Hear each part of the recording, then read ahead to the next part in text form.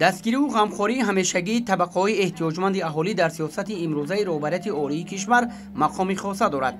حکومت مملکت سر از سالهای صاحب استقلالی با عائله‌های نیازمند، یتیمان و بی‌پرستاران، معیوبان و شخصان یکا و تنها که از طبقه‌های آسیب‌پذیر جامعه محسوب می‌شوند توجه مخصوص ظاهر می‌نماید.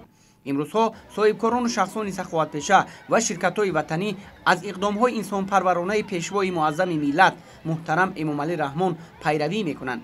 در همه برآمدهای خود رهبر دولت همگان را به دستگیری این قشر جامعه دعوت می‌نمایند. با پشتیبانی از سیاست موفق اجتماعی پیشوای ملت محترم امامعلی رحمان و پیروی از اقدام‌های نجیبانه و سازنده رئیس شهر دوشنبه محترم رستم امامعلی در عرفه عید و جشن‌ها رسانیدن کمک‌های مادی به طبقه‌های نیازمند جامعه و شاد کردن دل اطفال یتیم و بی‌پرستار به حکم عنعنه درآمده است. در دایره این اقدام‌های خیرخواهانه بخشیده به جشن 33 سالگی استقلال دولتی جمهوری تاجیکستان، شرکت وطنی رخش تاکسی تربیتگیرندگان مکتب اینترنت‌های حدود شهر دوشنبه را در پارک آبی دلفین شهر دوشنبه به هم آورده به استراحت و فراغت فرا گرفت.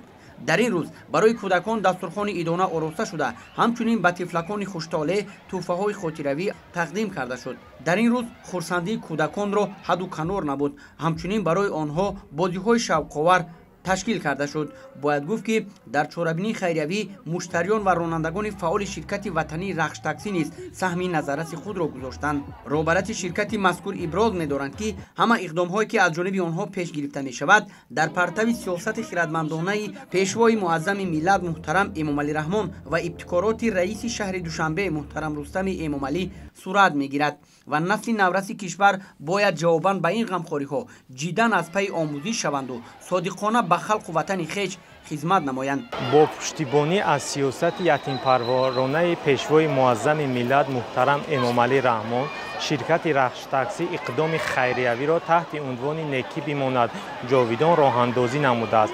طبق این لایحه در عرفه همه عید و جشن‌ها به عائله‌های نیازمند، تربیتگیرندگان مکتب اینترنت‌ها و باشندگان خانه‌های کودکان دستی کمک خود را دراز می‌کنند.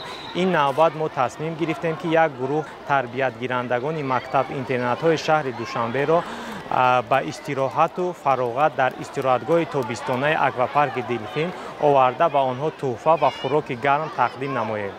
ما اقدام نیکی بماند جاویدان را که اقدام خیریوی است ادامه خواهیم داد.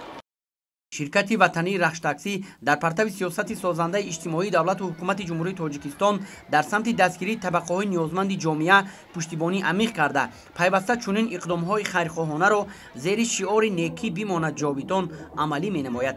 زیرا به اندیشه آنها همه موفقیت‌های تجارتیشان در پرتو سیاست خردمندانه رهبر دولت به دست آمده است.